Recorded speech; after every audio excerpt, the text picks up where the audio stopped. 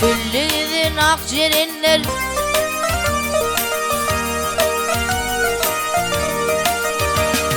çüllüğün aksayar, alın karar kavrımı, dağlar taşlar çekebilmez, benim çekin civremi, civremi. Yedim senin el vermeyen, kaçıp görmek doğru değil. Bütün akşam düşümde bayanının uğusunda gördüm seni karşımda, yeşil eden aksayar. Men davayı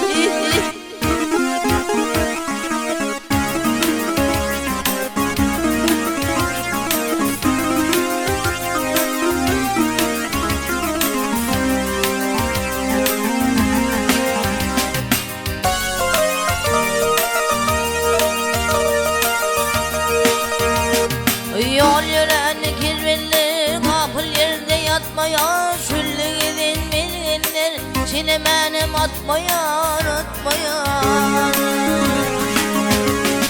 Üstündeki ağır günlerinin başından ötmeyen.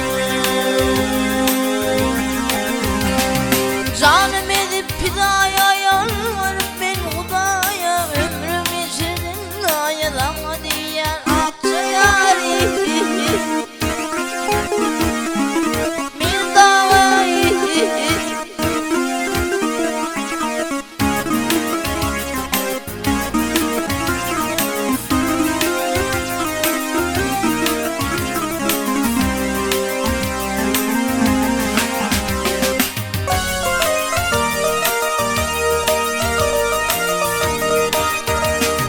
Bakar onu davasında limir limir bulutlar, bulut oynayıp yıldırımın çakışına canımdır, canımdır.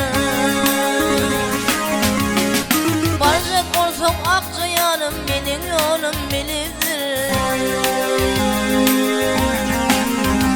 Ay beni yağda salmasan ağlarım bilmeden, öyle olmasan bana bilmem akçayarım.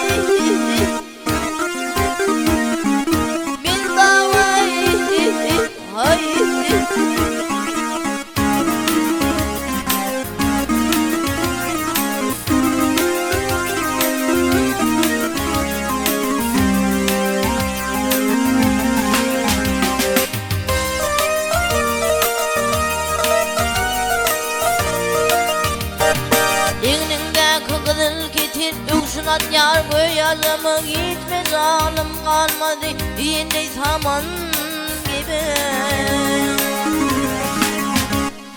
Baltayalı aksı vurdum benim yüpek. Ay gibi kimin hoşunum yanırken çüşülüm, iki taneyi silip yaşa sarı aksayarı.